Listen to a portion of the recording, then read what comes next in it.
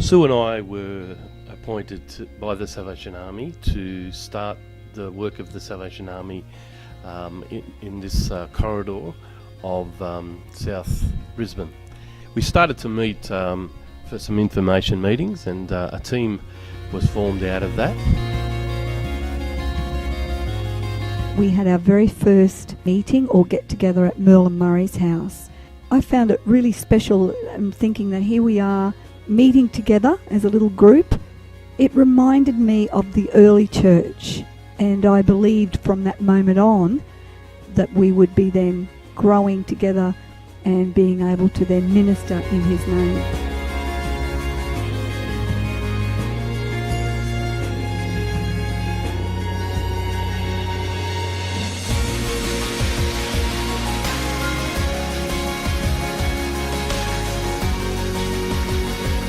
There's been a number of what we like to call God incidences in the life of our church, far more than coincidence. It's been a matter of timing, and one of those is when we looked at buying a church with about 8 or 10 people, 15 people maybe, and Liberty Church came up for sale in Logan City, and the Salvation Army, funnily enough, had already been looking at the building, and we sort of said we like the look of that building, and they said yeah, we like the look of it too. So Logan City Core and Life Community Church plant moved in together and became Life Community Church in November of 2001 after renovations.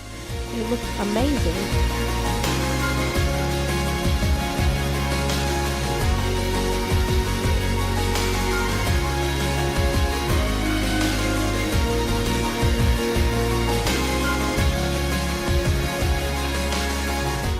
So I remember David saying to Sue Hopper, so why do we sing to CDs? Why don't we have a little band?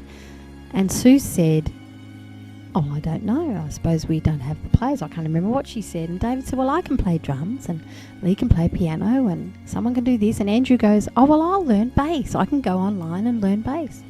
So all of a sudden we had this little team, and Sue and I both played piano, and because I was very nervous about playing piano. And so Sue was there too, and there it was, these beautiful humble beginnings, and probably because of that humbleness, because we came to God and said, look, you know, it's a bit this hit and miss, but we want to give it to you, and I believe God blessed it.